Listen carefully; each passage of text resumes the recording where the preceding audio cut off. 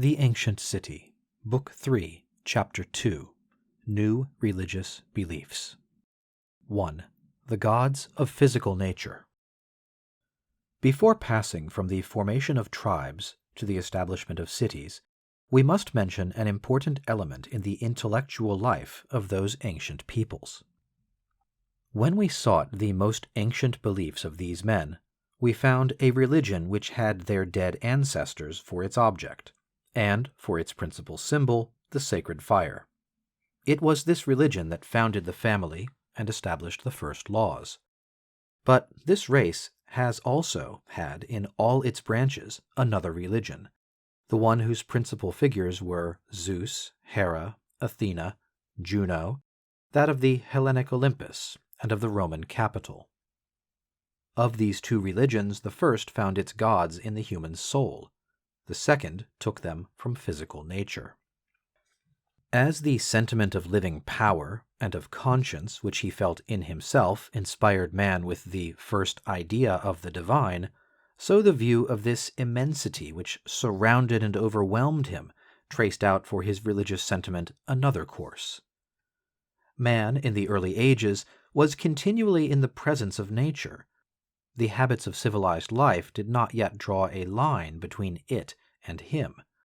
His sight was charmed by its beauties or dazzled by its grandeur. He enjoyed the light, he was terrified by the night, and when he saw the holy light of heaven return, he experienced a feeling of thankfulness. His life was in the hands of nature.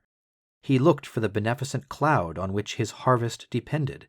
He feared the storm which might destroy the labor and hope of all the year. At every moment he felt his own feebleness and the incomparable power of what surrounded him. He experienced perpetually a mingled feeling of veneration, love, and terror for this power of nature. This sentiment did not conduct him at once to the conception of an only God ruling the universe, for as yet he had no idea of the universe. He knew not that the earth, the sun, and the stars are part of one same body. The thought did not occur to him that they might all be ruled by the same being. On first looking upon the external world, man pictured it to himself as a sort of confused republic, where rival forces made war upon each other. As he judged external objects from himself, and felt in himself a free person, he saw also in every part of creation, in the soil, in the tree, in the cloud, in the water of the river, in the sun, so many persons like himself. He endowed them with thought, volition, and choice of acts. As he thought them powerful, and was subject to their empire, he avowed his dependence, he invoked them and adored them, he made gods of them. Thus, in this race, the religious idea presented itself under two different forms. On the one hand, man attached the divine attribute to the invisible principle, to the intelligence, to what he perceived of the soul, to what of the sacred he felt in himself. On the other hand, he applied his ideas of the divine to the external object which he saw, which he loved or feared, to physical agents that were the masters of his happiness and of his life. These two orders of belief laid the foundation of two religions that lasted as long as Greek and Roman society. They did not make war upon each other. They even lived on very good terms, and shared the empire over man, but they never became confounded. Their dogmas were always entirely distinct, often contradictory, and their ceremonies and practices were absolutely different. The worship of the gods of Olympus and that of heroes and manas never had anything common between them. Which of these two religions was the earlier in date, no one can tell. It is certain, however, that one, that of the dead, having been fixed at a very early epoch, always remained unchangeable in its practices, while its dogmas faded away little by little. The other, that of physical nature, was more progressive, and developed freely from age to age, modifying its legends and doctrines by degrees, and continually augmenting its authority over men. 2. Relation of this religion to the development of human society. We can easily believe that the first rudiments of this religion of nature are very ancient, though not so old perhaps as the worship of ancestors. But as it corresponded with more general and higher conceptions, it required more time to become fixed into a precise doctrine. It is quite certain that it was not brought into the world in a day, and that it did not spring in full perfection from the brain of man. We find at the origin of this religion neither a prophet nor a body of priests. It grew up in different minds by an effort of their natural powers. Each man created it for himself in his own fashion. Among all these gods, sprung from different minds, there were resemblances, because ideas were formed in the minds of men after a nearly uniform manner. But there was also great variety, because each mind was the author of its own gods. Hence it was that for a long time this religion was confused, and that its gods were innumerable. Still, the elements which could be deified were not very numerous. The sun which gives fecundity, the earth which nourishes, the clouds, by turns beneficent and destructive, such were the different powers of which they could make gods. But from each one of these elements thousands of gods were created, because the same physical agent, viewed under different aspects, received from men different names. The sun, for example, was called in one place Hercules the Glorious, in another Phoebus the Shining, and still again Apollo, he who drives away night or evil. One called him Hyperion, the elevated being, another Alexikakos, the beneficent. And in the course of time, groups of men who had given these various names to the brilliant luminary no longer saw that they had the same god. Indeed, each man adored but a very small number of divinities, but the gods of one were not those of another. The names, it is true, might resemble each other. Many men might separately have given their god the name of Apollo or of Hercules. These words belonged to the common language and were merely adjectives, and designated the divine being by one or another of his most prominent attributes. But under this same name, the different groups of men could not believe that there was but one God. They counted thousands of different Jupiters. They had a multitude of Minervas, Dianas, and Junos, who resembled each other very little.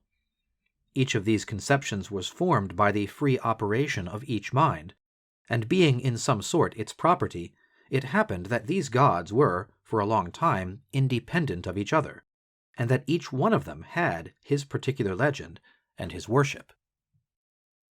As the first appearance of these beliefs was at a time when men still lived under family government, these new gods had at first, like the demons, the heroes, and the Laras, the character of domestic divinities. Each family made gods for itself, and each kept them for itself as protectors, whose good offices it did not wish to share with strangers. This thought appears frequently in the hymns of the Vedas, and there is no doubt that it was the same in the minds of the Aryas of the West. For there are visible traces of it in their religion. As soon as a family, by personifying a physical agent, had created a god, it associated him with its sacred fire, counted him among its penatas, and added a few words for him in its formula of prayer. This explains why we often meet among the ancients with expressions like this: the gods who sit near my hearth, the Jupiter of my hearth, the Apollo of my fathers. I conjure you, says Tecmessa to Ajax, in the name of the Jupiter who sits near your hearth. Medea, the enchantress, says in Euripides, I swear by Hecate, my protecting goddess, whom I venerate, and who inhabits this sanctuary of my hearth. When Virgil describes what is oldest in the religion of Rome, he shows Hercules associated with the sacred fire of Evander, and adored by him as a domestic divinity. Hence came those thousands of forms of local worship, among which no unity could ever be established.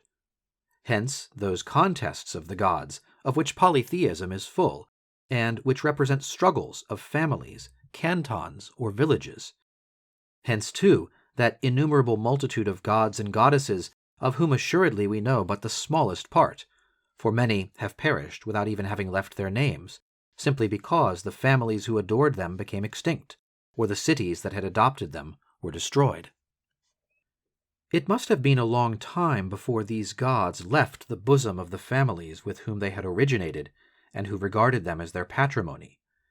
We know even that many of them never became disengaged from this sort of domestic tie. The Demeter of Eleusis remained the special divinity of the family of the Eumolpidae. The Athena of the Acropolis of Athens belonged to the family of the Butidae. The Potaiti of Rome had a Hercules, and the Nautai a Minerva. It appears highly probable that the worship of Venus was for a long time limited to the family of the Julii, and that this goddess had no public worship at Rome.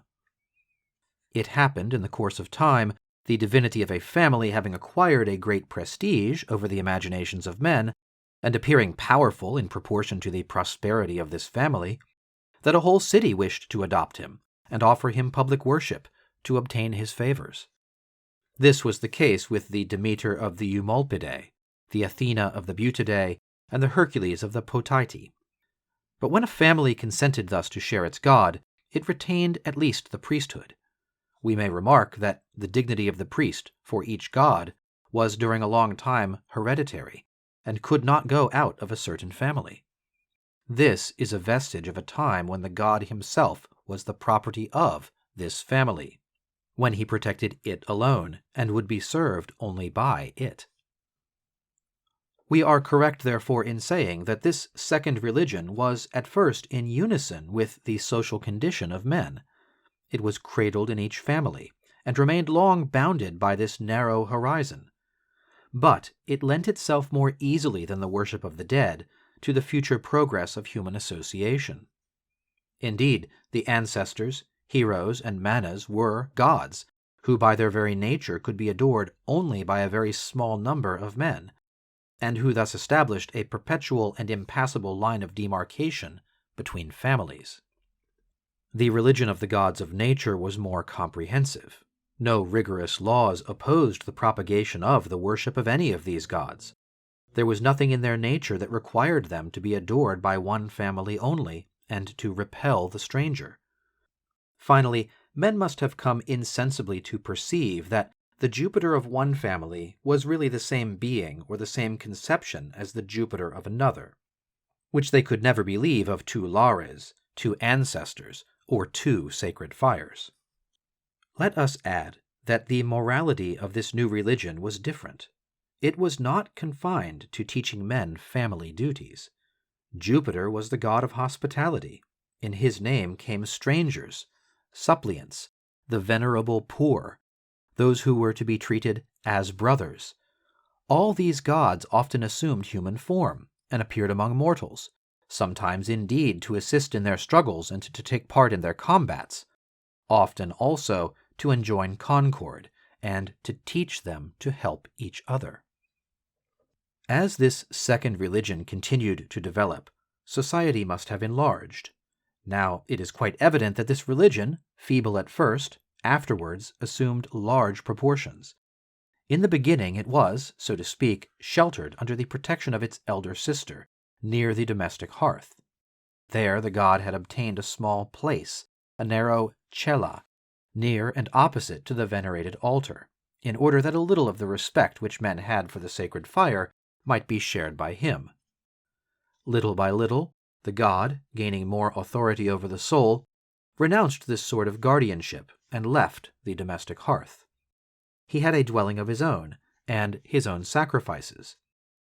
This dwelling, naos, temple, from nio, to inhabit, was moreover built after the fashion of the ancient sanctuary.